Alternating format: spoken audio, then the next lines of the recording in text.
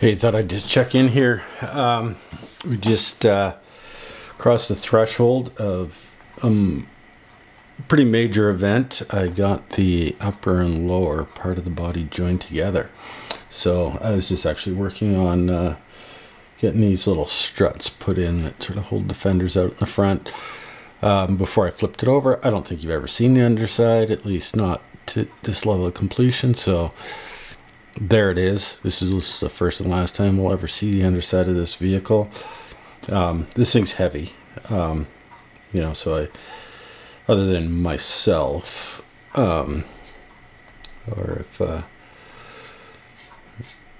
you know, whoever owns this thing, in the end, you know, is going to be flipping it around. I doubt that that's going to happen very often. So anyways, here's the underside. There's going to be these little pucks need to get bolted on, so I'm going to bolt one here. I'm going to take that screw out and mount it there, and then I'm probably going to do two at the front.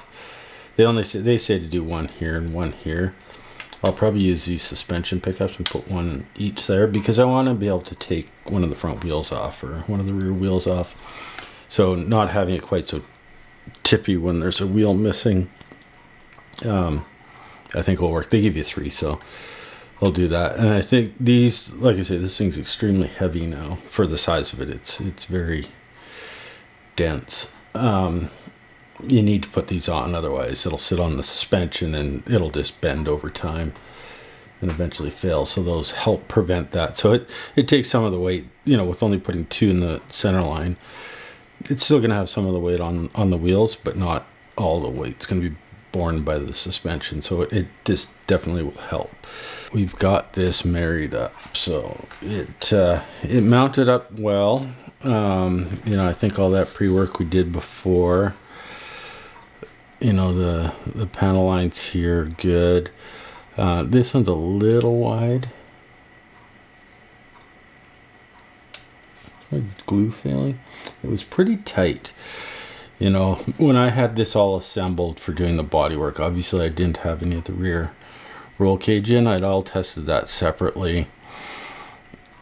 But, you know, getting this thing fully test fit with all the things that may cause a bit of interference is nigh impossible. So anyways, it was a little tight. There's something that's causing it not to want to go down quite as far as I really wanted it here, but the reality is these joints here between the lower pod and sort of the upper part of the chassis or the body on the real cars were horrendous. They're all over the map. You know, you see some of them where they'd actually fiberglassed in some of them at the front, which is weird because this is meant to be a removable thing because there's stuff in here.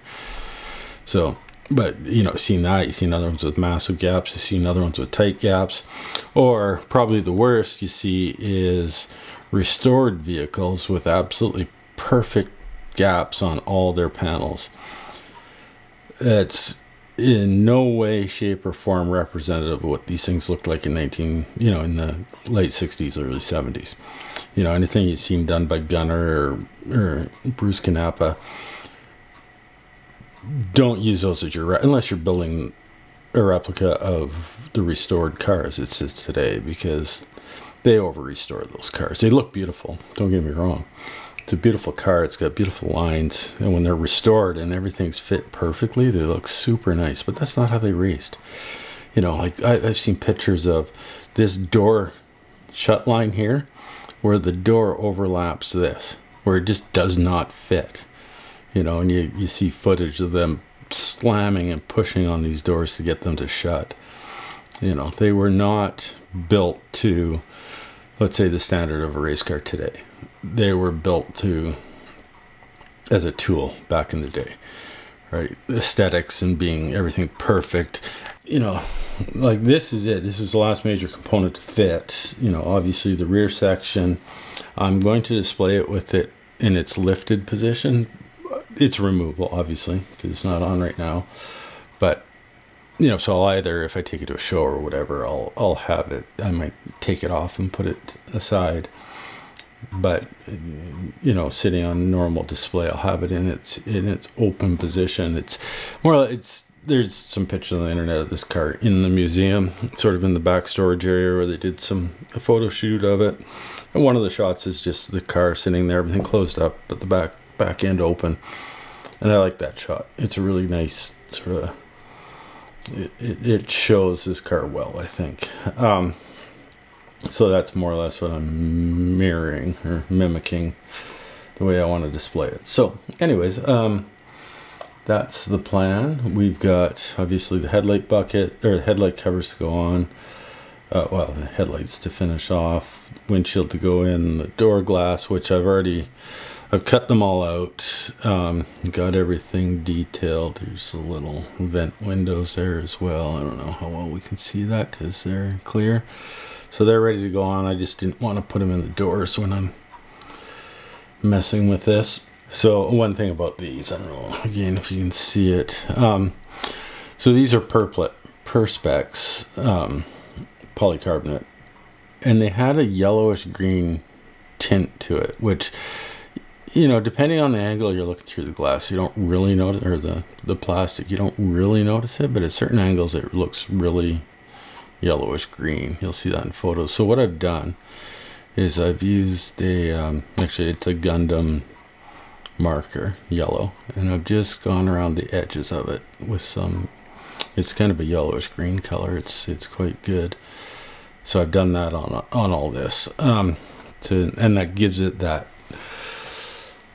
bit of a yellow tint to the glass. So I'll do that to the headlight buckets as well. Not the windshield. Windshield is glass. It's laminated safety glass. And doing those door windows was actually extremely time consuming to get them fitting, properly cut out and trimmed and fitted. It was a lot of trim, test, sanded a bit, test. The stuff, it's really thin, but it's actually pretty durable. You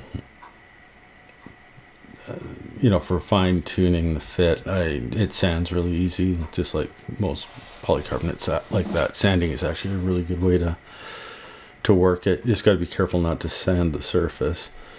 Before I fit it, I got to clean them all up. You know, like this stuff, that's the only, like, I don't know how anybody does this without getting little scratches in it, because it scratches really easy.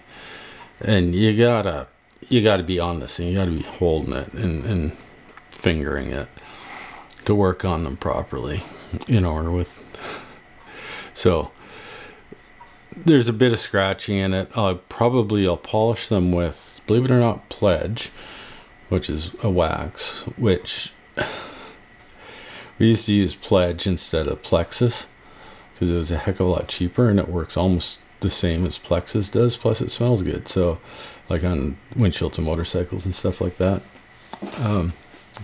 it should clean all that stuff up. One of the major challenges, probably the only major challenge that I got left, is going to be the windshield. You know, as you can see, I still got a little bit of painting to do. There's a little bit of chipping on the edge here that happened. So I'm gonna have to go in, and next thing I'm gonna do is cut out and fit the glass to these in the windshield. Then I'll go back before I install them and paint, to do the touch-up paint on that. This trim all around here, the recess, all has to be painted black. This stays white. The windshield, or the side glass for the doors were riveted in, which, by the way, they do not give you rivets for that. They give you rivets for the little vents and everything, right? I don't know, can you see that?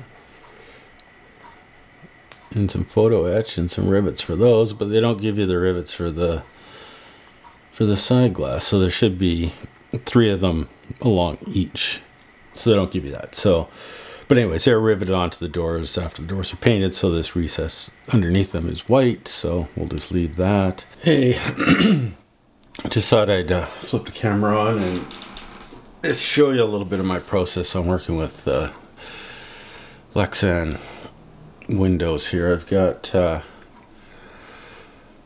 headlight covers done. They're trimmed and fitted now. Got the holes drilled in now. Lexan's, I don't know, like the vacuum form parts, they're intimidating, I think, at first for most people, but this stuff's actually pretty easy to work on. It's pretty resilient material. It scratches easy though, so that's always a risk. Or it's just, you know, the way it is. So I don't worry about it too much. You know, got to be a little bit careful. As you can see, I'm just cutting out the windshield right here. So when I'm using the scissors, scissors are the best way to do this. The other way you can work with Lexan is you can score along your cut line with a sharp knife and then just bend it, and it'll shear, it'll crack. And that's pretty clean. So if you're good at using a knife and following a line, which I'm not, you know, it is an option. It is a way of doing it. A lot of people do it that way. I prefer scissors, and the scissors I'm using, these are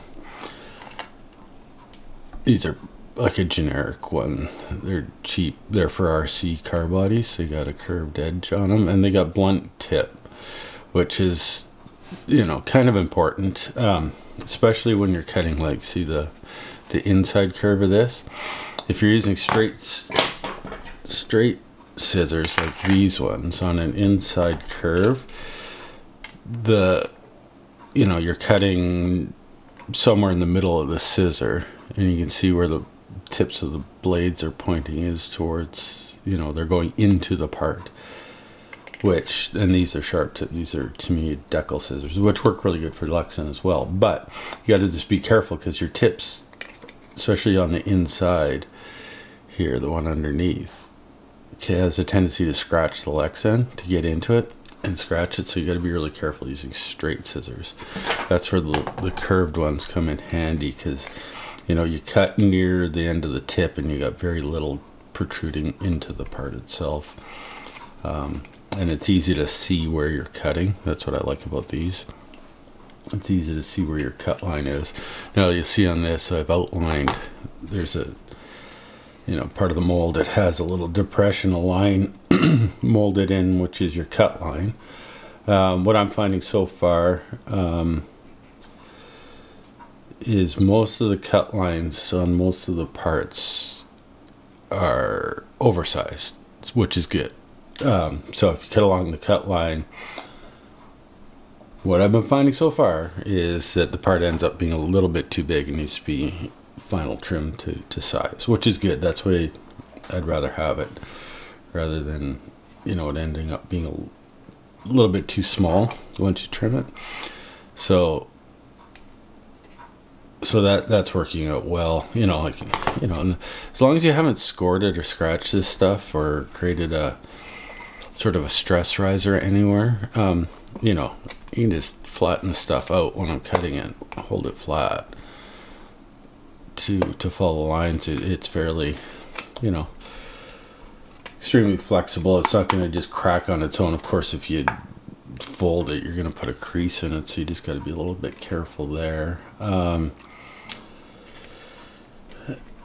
You know, it's going to get, you know, fingerprints, greasiness on it. You know, it's going to get marked up a little bit. That's kind of unavoidable, but a quick polish afterwards with either, you know, whatever you have, some sort of wax. Not really, I wouldn't use like cutting compound on this or anything like that, but you can get Lexus specific polishes, which should work okay on it. Or, like I think I said before, using Pledge furniture polish, which is a spray wax essentially. And it's very similar to Plexus, as an actual product designed to polish out minor scratches and whatnot on polycarbonate or Lexan. So that's another. Plexus is kind of expensive. You can get it at motorcycle shops. And I try to cut this on camera, but I just, you know, it's not that hard. It's what I struggle with the most. I think it's my eyesight. Trying to see the cut line can be difficult. Even when I've outlined it in pen, you gotta get it holding it just right, and you know, it can be a bit of a challenge. You just go slow, or at least I just go slow, and get it trimmed out. I want to get it trimmed out obviously as close to the cut line as possible without going inside, as in underside sized, rather trim it a little large, and then to start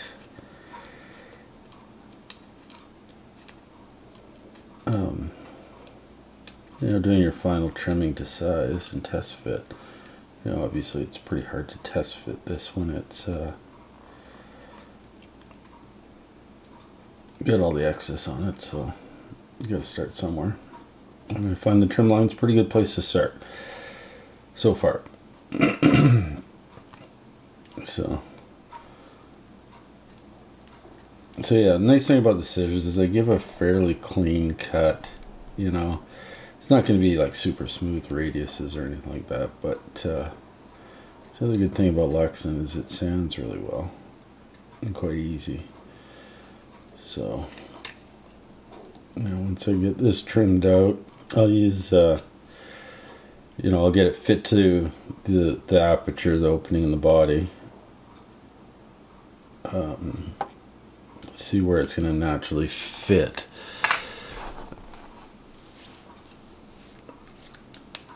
Fit the best, not sort of naturally. Hopefully all the contours are right, and it'll find a natural form, right? It might not be quite. Anyway, sorry. So you just sort of get it on. I find usually one curve might be a little bit off, but another one would be better. So that's when I kind of baseline everything with. Either tape it in place, with the overlaps, and I'll come in with my Sharpie and I'll mark where I need to trim some more, or I'll just keep test fitting. If there's a lot, then I'll start using these scissors, because I find that they can cut very thin pieces off. And then when I'm really close, then I start with some 240 grit sandpaper. I just have these ones on these 10 mil wide stainless backers. I just double-sided tape it down with really thin tape, and then just get the fit well. And then once it's fitted the way I like it, then I switch up to 600 grit just to sort of polish the edge. You'll get this stuff, like when you sand the edge, it'll kind of roll, and you'll get a burr forming on the edges. So then I just come with, first I polish it at 90 degrees perpendicular to the surface, right? And I move my sandpaper, from perpendicular to about a 45, just to clean up the edge, and it'll get rid of that burr. You just got to be careful, obviously, that you don't slip and gouge the surface with the sandpaper, but it polishes it up really nice that way, and 600 is just fine. So yeah, that's essentially what I'm doing here. This is the headlight cover. I don't know, again, these are the Lexan they used, or the polycarbonate they used back in the day, had a bit of a yellowish green tint, so I have just done the edge with a clear yellow, which is kind of a yellow green anyways, so it works out well. It's a Gundam marker. Maybe I'll show that to you. It's this guy here. These are Mr. Hobby product. And they work really well. It's kind of like a felt tip design. So I just run that along the edge. It's quite easy to control. So that seems to be working well for that. The windshield, I think I talked about this before, and the real car is laminated glass, so it will not have that treatment. I do need to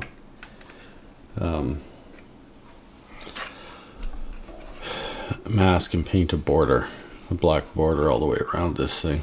I gotta look at my references to see how thick it is, but it did have a black border around it, which will get painted on the inside, so it'll be gloss black on the outside.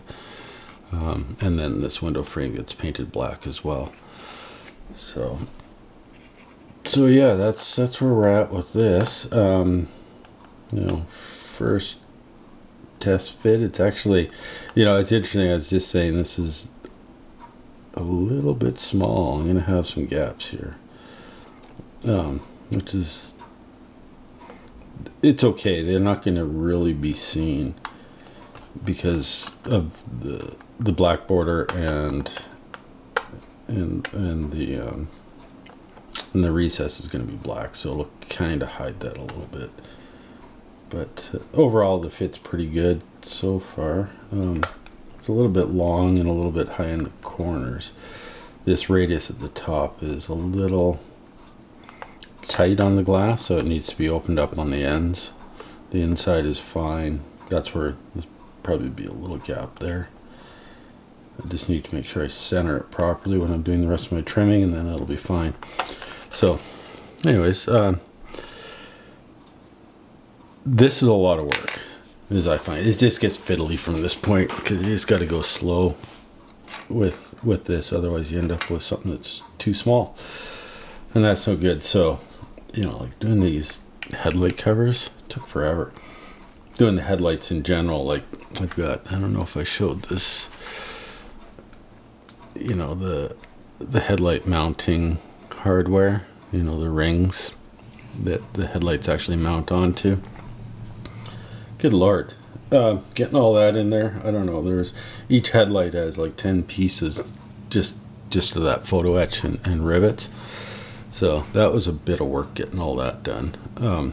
There's four little standoffs that go on the bottom ring that space out to hold the top ring, and they got little tabs that got to line up, and it was fiddly, but we got there in the end. Still got to do the touch-up painting. Right, you can see that there's a chunk of paint missing down there underneath the cover. So just before, well, now it's ready to paint. I've got everything fit, so I just got to go in and touch up some of the paint. There was a little bit of paint chipping when I was working on stuff and drilling the holes. These are riveted down, so there's rivets supplied, so these needed holes drilled in them. I don't know if you can see that. It's kind of hard. You can see there's holes. Those are 0.6 millimeter holes. So drilled all that out. They align with holes in the body, so that was a little tricky, but not bad. Some of them are quite close to the edge, so that was a little tricky. But yeah, I got them fitting super well. So yeah, we're nearing the end. Car's looking good. So like you can see, I don't have the door glass in yet. Everything's fitted. I don't know if you've seen this with the top part of the body fit to the bottom part, but that's all complete. It was a bit tricky. I've got, you know, one here. I think I did talk about this. There's a little bit more of a gap there than I would have preferred, but not much I could do about it at this point. So made the best of it, and it looks good. It looks fine. So I've got the doors. Actually, I did talk about this because I was talking about these door fitments. I actually tweaked the doors a bit so they're more flush. This one actually worked out real well. It's a little on this part of the shut line, it sticks out a bit. The top's flush, the front part's flush. This is, you know, it's, I could tweak the door a little bit more. I think just, it's white metal, these doors. They bend so easily, and it's so subtle. Like just when you're handling them and working on this stuff, I find that the stuff can bend and go out of shape subtly. You know, and these doors especially, like there's not much obviously here and here in terms of structure, so it can bend quite easily without even noticing it. So, you know, a bit of that happened. Permanently fitting the body on with everything else kind of tweaks everything a little bit, you know, no matter how hard I worked it, making sure everything aligned and fit, there's still a little bit of you know, now it's just a matter of, you know, sanding it. and shaping it, final shaping. The 240 takes it off fairly aggressively, so it's not terribly monotonous to do. But like I say, if there's a massive overlap that I need to get rid of, then I'll mark it again with the marker, and then I'll trim it with those scissors or these ones. It does it, whatever seems to work best for the situation. And to get rid of the permanent marker, I use brake clean. It won't damage or affect Lexan at all. Actually, it won't damage paint at all either. So it's actually a good product for doing a bit of degreasing. Like, this has all been polished, so these edges all have polish in them, and I gotta paint them. So I usually take a Q-tip with brake clean and just rub it around here before I paint it, and that's a good degreaser. I find some of the degreasers out there, in the automotive world, they'll still affect this paint. You got to be careful with that on painted products. I find brake clean isn't as aggressive. Like, I wouldn't take a spray can of brake clean and spray the model, but spray it, a little bit. I have it in a old Mr. Hobby leveling thinners container. This is, like, I don't know what I had, a 5 gallon worth, the brand worth, brake clean. I got a 5 gallon container of this shit. So that's what I use instead of the spray cans, aerosol cans. Same stuff in the aerosol can, but it works well. So I just soak a cotton bud, wipe it up. I find that works well. Same with this, it'll remove the permanent marker from Lexan really well. You got to be careful putting permanent marker on paint, because sometimes it will actually soak into the paint, so you might not be able to get rid of it, but 9 times out of 10 you can with brake clean, which is, like I said, super safe on Lexan, fairly safe on paint. Test it on your paint before you actually try it, though. Don't just go at it. All right, we'll see you soon.